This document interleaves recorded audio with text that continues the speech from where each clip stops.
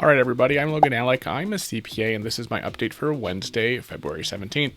President Joe Biden appeared at a town hall with Anderson Cooper last night. He laid out some of his goals for the rest of the year. For example, Cooper asked Biden about school reopening. He asked when the majority of K through 8 schools would be open, and Biden said, "I think we'll be close to that at the end of the first 100 days. The goal will be 5 days a week." As I mentioned in a recent update, the new CDC guidelines support reopening at least elementary and middle schools with tighter restrictions on high schools and colleges. And Biden touched on those guidelines as well. He mentioned that they would be trying to limit class sizes and minimize any other opportunities for COVID-19 transmission. Part of Biden's optimism comes from his outlook on vaccines. At this point, around 12% of the population has received at least one dose of a coronavirus vaccine, with a little under 5% done with both doses. But Biden reiterated his commitment to getting vaccines out as quickly as possible. He claimed that by the end of July, we'll have over 600 million doses, enough to vaccinate every single American. To be clear, that doesn't necessarily mean that 300 million people will have been given the vaccine in July. They still need to be distributed to the states and given to the right people. But obviously, that would be a massive improvement from where we are now with only a small percentage of the population vaccinated. And going off of that point, Cooper asked Biden for an estimate on when things would be back to normal. Now, Biden hedged a little bit here. He didn't want to make any claims that he couldn't back up. He said, all the experts, all the committees that I put together, the leading researchers in the world, in the United States, are on this committee of mine, headed by Dr. Fauci and others. They tell me, be careful not to predict things that you don't know for certain what's going to happen, because then you'll be held accountable. So, this is obviously a developing situation. New variants are spreading. Progress with the vaccine isn't always completely predictable, but Biden went on to say that we should be significantly better off by the beginning of next year, and he clarified that he's talking about the school year in September rather than the beginning of the 2022 calendar year. That covers most of what they talked about with respect to coronavirus, but I want to run through a few other important issues that Cooper and the town hall participants brought up last night. The first one is the minimum wage.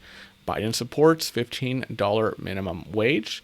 Bernie Sanders, Schumer, and Pelosi are all pushing for a federal $15 minimum wage for reconciliation. But moderate Democrats like Joe Manchin and Kyrsten Sinema favor a smaller bump to the minimum wage. Biden himself previously doubted whether minimum wage would be eligible to pass a reconciliation, but he reiterated his support for the increase and claimed that gradually phasing it in would make things easier for businesses. Biden summarized his thoughts at the end of this point by saying, "I do support a $15 minimum wage. I think there is equally as much, if not more, evidence to dictate that it would grow the economy and long-run and medium-run benefit small businesses as well as large businesses, and it would not have such a dilatory effect, but that's a debatable issue." Of course, even if Democrats were able to get this in the reconciliation bill, they would still need to find a way to get Manchin and Sinema on board. And if it doesn't pass in the relief package, then they would obviously need to get support from some Republicans, which would make things even more complicated. So there's still a long way to go before the $15 minimum wage becomes law, but there is broad support for increasing the minimum wage. So even if it doesn't go the way Biden wants it to, I still wouldn't be surprised to see some kind of increase in at least the first year or two of his term. A few other points that Biden touched on. He said again that he supports forgiving $10,000 in student loan debt, not the $50,000 that some progressives are advocating for. He said that a path to citizenship for undocumented immigrants will be essential for any immigration bill, and he talked about $60 billion in the relief bill that will go toward helping small businesses reopen safely. So overall, this was a good summary of what Biden is focusing on in his first 100 days and beyond. I'll put a link to the full interview in the description below in case anyone wants to check it out. Democratic Representative Alexandria Ocasio-Cortez was watching the town hall, and she responded on Twitter almost immediately to Biden's comments on student loan debt forgiveness. Obviously, AOC is one of the main proponents of student loan forgiveness right now. She said the case against student loan forgiveness is looking shakier by the day. We've got the Senate Majority Leader on board to forgive $50K. Biden's holding back, but many of the arguments against it just don't hold water on close inspection. We can and should do it. Keep pushing. So this is an issue where Biden is going to get a lot of pressure from the left.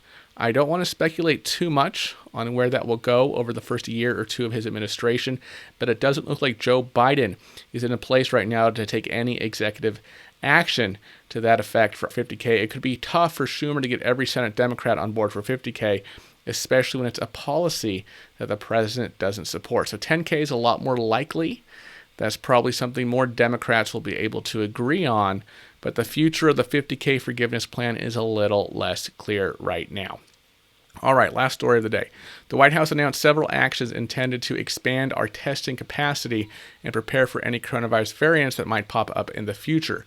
Biden set aside $650 million for the Department of Health and Human Services, along with the Department of Defense, to increase testing opportunities for elementary and middle schools, as well as homeless shelters and other places where groups of people are likely to be at risk of transmitting the virus.